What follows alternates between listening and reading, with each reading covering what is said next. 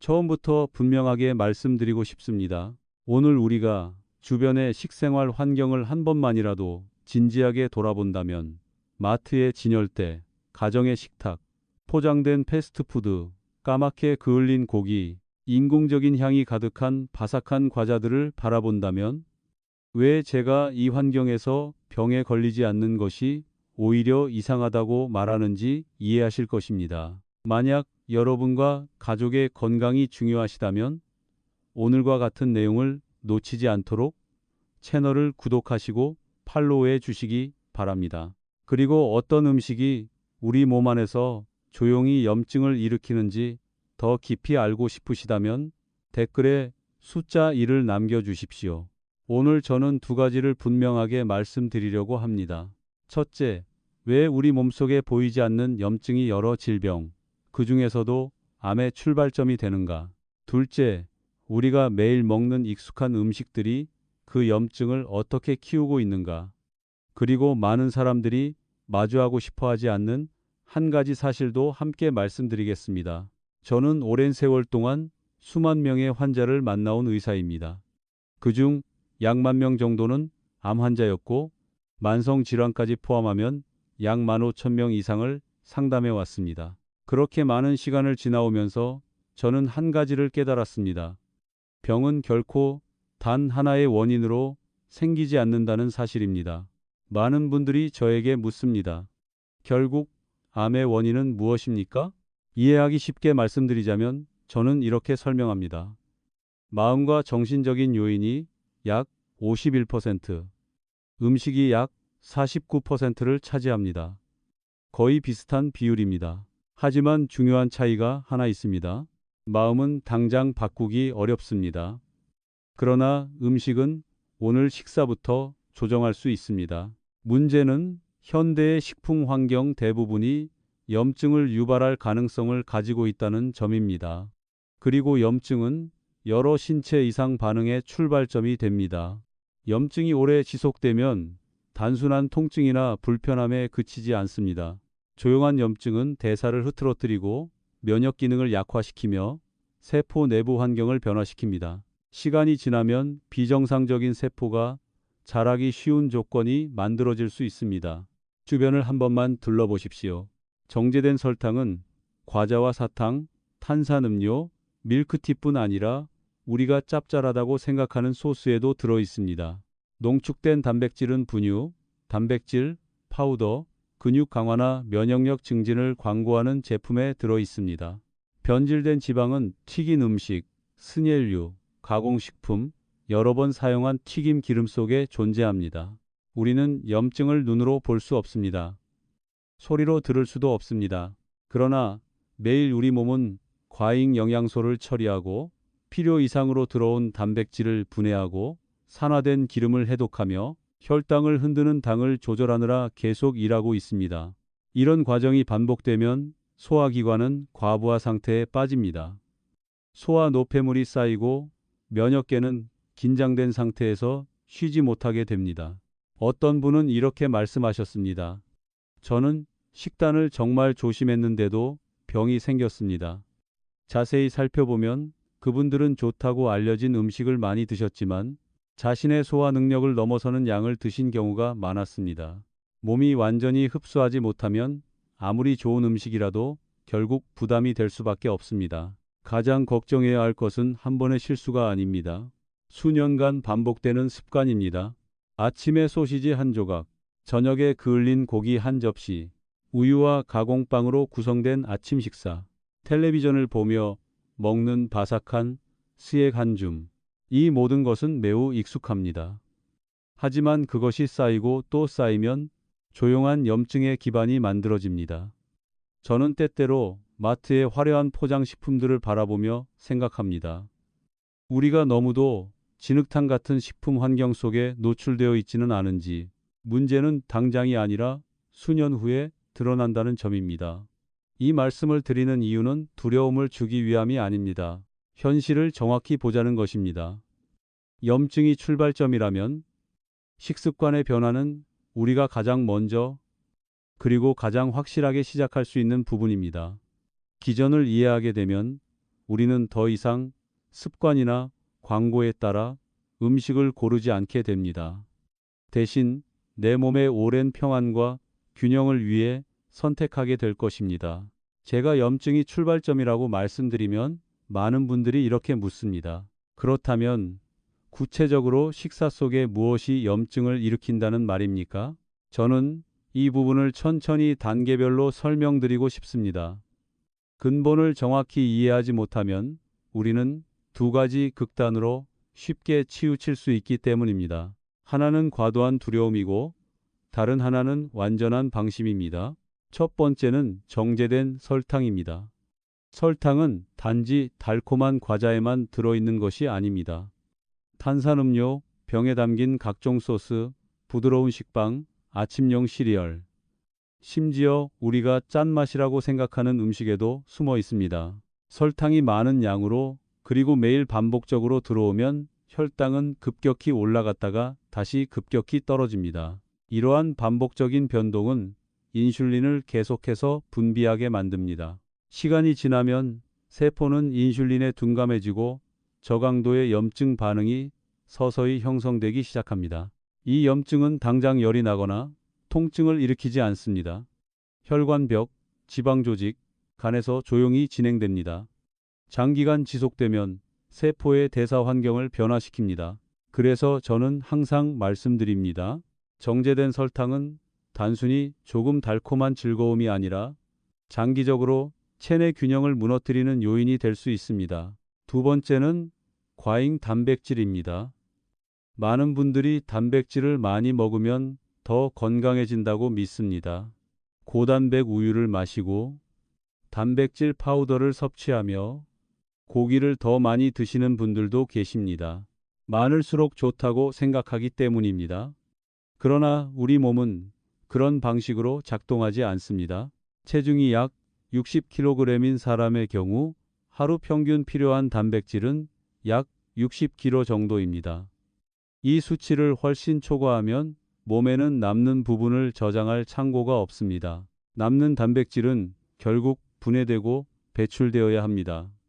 이 과정은 간, 신장, 소화기관에 부담을 줍니다. 소화가 완전하지 않으면 단백질은 장내에서 노폐물이 될 수 있고 이는 유해균이 증식하기 좋은 환경을 만듭니다. 그 과정에서 장점막을 자극하는 물질이 생성될 수 있습니다. 그 결과 저강도의 장염증이 나타나고 면역 체계가 흔들리게 됩니다. 장기적으로 이는 여러 만성 질환의 기반이 됩니다. 저는 아침마다 우유를 마시고 단백질 파우더를 추가로 섭취하던 환자들을 여러 번 만났습니다. 면역력을 높이고 싶어서였습니다. 식단을 자세히 분석해 보면 하루 단백질 총량이 실제 필요량을 훨씬 초과하는 경우가 많았습니다. 의도는 잘못이 아니었습니다. 그러나 몸은 그 모든 양을 활용할 수 없습니다. 세 번째는 변질된 지방과 산화된 기름입니다. 우리의 세포막은 유연성과 탄력이 필요합니다. 산화된 지방이나 트랜스 지방이 반복적으로 들어오면 세포막 구조가 변합니다. 점점 덜 유연해지고 물질 교환 과정이 영향을 받습니다. 이런 환경에서는 세포가 더 쉽게 손상되고 회복 능력도 떨어집니다. 공장에서 튀긴 바삭한 음식, 포장된 스낵, 패스트푸드, 여러 번 사용한 튀김 기름을 떠올려 보십시오. 그것은 단순히 입맛을 위한 간식이 아닙니다. 구조가 변형된 지방의 공급원이 될 수 있습니다. 조리 방법도 중요합니다. 햄, 소시지, 베이컨 같은 가공육은 보존제 성분을 포함하고 있어 위험성이 높습니다. 높은 온도에서 조리하거나 특히 겉이 타도록 구우면 이러한 성분이 결합해 몸에 바람직하지 않은 물질이 형성될 수 있습니다. 숯불 위에 삼겹살을 굽는 습관이나 겉이 탄 생선을 먹는 것도 연소 과정에서 생성되는 부산물을 만들 수 있습니다. 영국에서 진행된 일부 연구에서는 햄버거와 계란 프라이가 포함된 일반적인 식단에서 고온으로 조리된 계란 프라이가 특정 질환 위험 증가와 관련될 수 있다는 보고도 있었습니다. 이것이 계란을 절대 먹지 말라는 의미는 아닙니다. 다만 조리 방식이 음식의 생물학적 영향에 큰 차이를 만든다는 점을 말씀드리고 싶은 것입니다. 제가 가장 우려하는 점은 우리가 너무도 쉽게 가공식품에 접근할 수 있는 환경에 살고 있다는 사실입니다. 마트에 들어가면 편리하고 맛있고 시간을 절약해 준다고 광고하는 수많은 제품들이 진열되어 있습니다. 그러나 그 편리함 뒤에는 정제된 설탕, 농축된 단백질, 변형된 지방이 미각을 자극하도록 설계되어 있습니다. 이 요소들이 매일의 식사에 동시에 등장하면 염증은 더 이상 우연이 아닙니다. 자연스러운 결과가 됩니다. 그리고 제가 가장 걱정하는 것은 특정 음식 하나가 아닙니다. 우리가 인식하지 못한 채 수년간 반복해온 식습관입니다. 이 말씀을 드리는 이유는 익숙한 음식을 모두 없애자는 것이 아닙니다. 기전을 이해하자는 것입니다.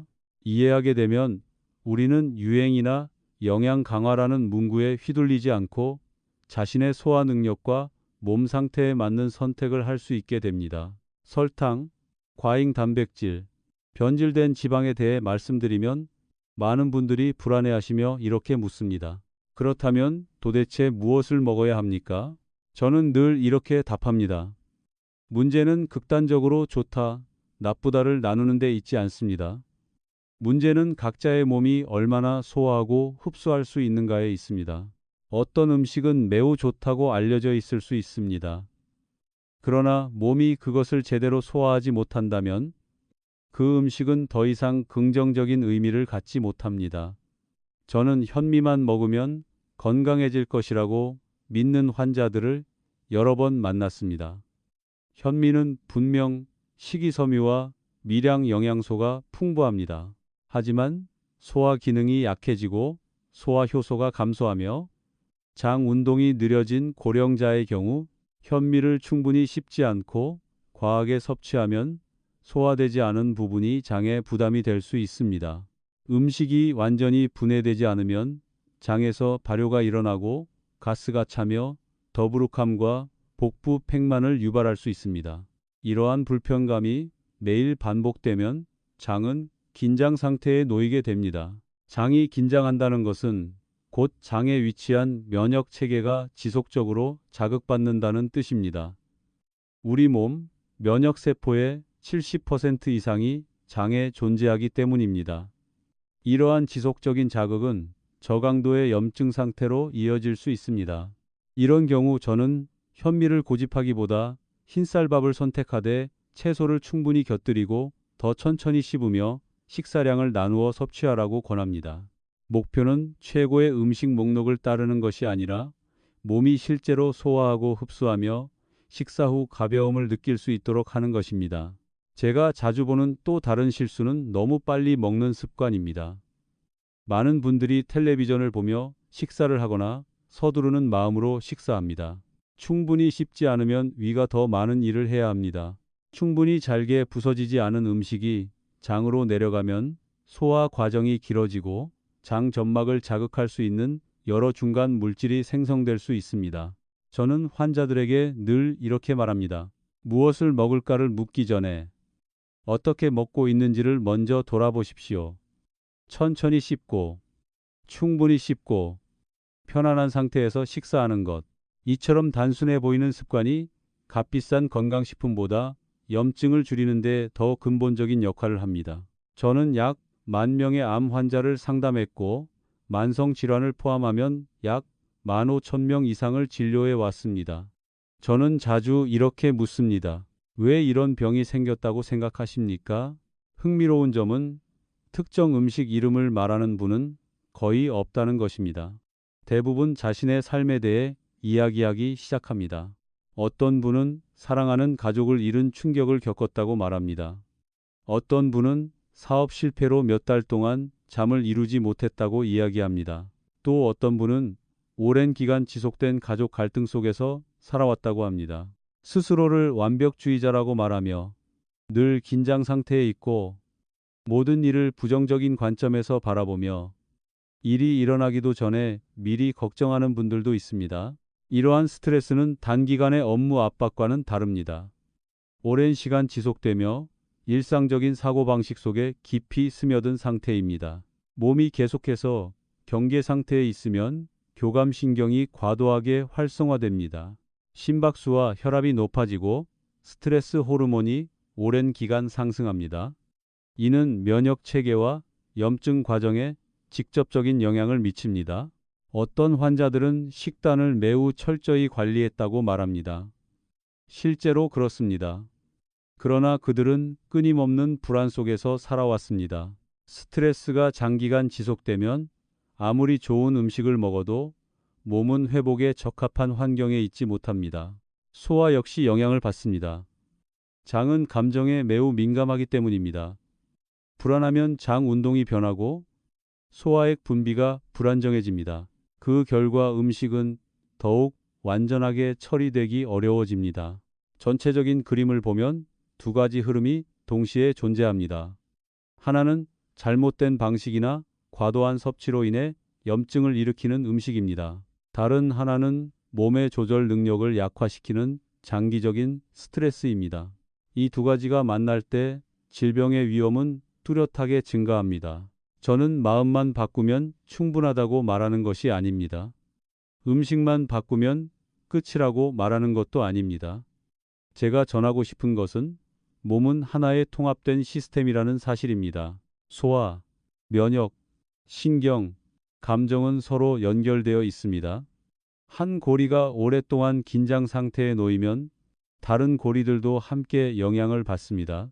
자신의 소화 능력에 맞게 먹고 충분히 씹고 천천히 식사하며 동시에 삶 속의 오래된 긴장을 돌아본다면 그것은 많은 사람들이 인식하지 못한 채 쌓아온 조용한 염증 기반을 줄이는 매우 중요한 첫걸음이 될 것입니다. 음식과 스트레스에 대해 말씀드렸다면 이제 저는 예방과 회복 과정에서 가장 중요하다고 생각하는 한 가지를 꼭 강조하고 싶습니다. 그것은 바로 깊은 잠입니다. 많은 분들이 잠을 단순한 휴식이라고 생각합니다. 그러나 우리 몸에게 깊은 잠은 매우 강력한 선언과 같습니다. 나는 지금 안전하다. 우리가 진심으로 안심할 때 교감신경의 활동은 줄어들고 부교감신경이 활성화됩니다. 심박수는 느려지고 혈압은 더 안정되며 스트레스 호르몬은 감소합니다. 바로 그 상태에서 몸은 비로소 회복과 재생의 과정에 들어갑니다. 저는 특히 중대한 질병을 막 진단받은 환자들을 많이 만나보았습니다.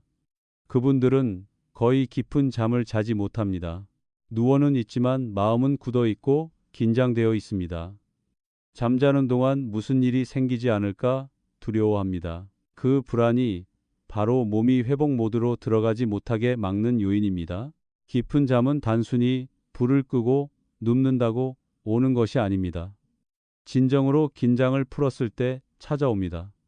그리고 긴장을 풀기 위해서는 몸 안이 편안해야 합니다. 특히 소화기관이 안정되어 있어야 합니다. 많은 분들이 장의 긴장이 수면을 방해할 수 있다는 사실을 모릅니다. 저녁에 과식했을 때, 소화가 한창 진행 중일 때, 배에 가스가 차 있거나 불편할 때, 뇌는 깊은 잠으로 쉽게 들어가지 못합니다. 잠이 들더라도 얕고 밤중에 자주 깨게 됩니다. 그래서 저는 환자들에게 아주 기본적인 것부터 시작하라고 말씀드립니다. 저녁 식사를 가볍게 하십시오. 기름진 음식과 당분이 많은 음식은 밤에 피하십시오. 따뜻하고 소화가 쉬운 음식을 선택하십시오. 가벼운 수프 한 그릇, 부드럽게 끓인 음식, 따뜻한 주간 공기면 충분합니다. 목표는 몸이 쉬어야 할 시간에 위와 장이 과도하게 일하지 않도록 하는 것입니다. 또 저는 잠들기 전 배를 따뜻하게 하라고 권합니다. 배를 시계 방향으로 부드럽게 마사지하거나 따뜻한 찜질팩을 몇 분간 올려두는 것도 좋습니다. 배가 따뜻해지고 이완되면 장 운동이 안정되고 신경계도 함께 차분해집니다. 실제로 저녁 식사를 조정하고 배를 따뜻하게 하는 습관을 들인 후 몇 주 만에 깊은 잠을 경험한 분들이 많습니다. 수면이 개선되면 마음도 한결 가벼워지고 소화도 좋아지며 낮 동안의 피로감도 줄어듭니다. 이것은 긍정적인 순환입니다. 잠을 잘 자면 몸의 회복력이 높아지고 몸이 안정되면 다시 더 깊이 잘 수 있게 됩니다. 오랜 시간 진료를 해오면서 만약 단순하지만 효과적인 출발점을 하나 고르라면 저는 주저없이 수면을 선택하겠습니다. 깊은 잠은 몸이 스스로 균형을 되찾는 시간입니다. 그러나 깊은 잠을 위해서는 앞서 말씀드린 두 가지를 함께 다루어야 합니다. 음식으로 인한 염증을 줄이고 마음의 긴장을 완화하는 것입니다. 모든 것을 하루아침에 바꿀 수는 없습니다. 그러나 정제된 설탕을 조금 줄이는 것부터 시작할 수 있습니다. 과도한 단백질 섭취를 줄이는 것, 여러 번 사용한 기름을 피하는 것, 더 오래 씹는 것, 저녁을 가볍게 먹는 것, 잠들기 전 몇 분간 배를 따뜻하게 하는 것. 이러한 작은 변화는 오늘부터 시작할 수 있습니다. 암이나 다른 만성 질환은 일주일 만에 생기지 않습니다. 오랜 세월 축적된 결과입니다. 그렇기 때문에 변화 역시 매일의 축적이 필요합니다.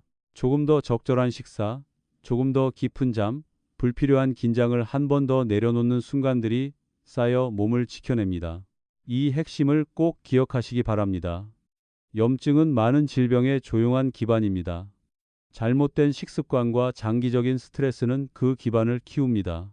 깊은 잠과 편안한 소화는 몸이 다시 균형을 회복하도록 돕습니다. 이 연결고리를 이해하면 건강은 더 이상 운의 문제가 아니라 우리가 조정할 수 있는 과정이 됩니다. 여기까지 들어주셔서 감사합니다. 오늘 내용이 도움이 되셨다면 좋아요를 눌러주시고 채널을 구독해 주십시오. 앞으로도 건강을 오래 지키기 위한 이야기를 계속 나누겠습니다. 건강은 복잡한 비법이 아니라 매일 반복되는 단순한 실천에서 만들어집니다.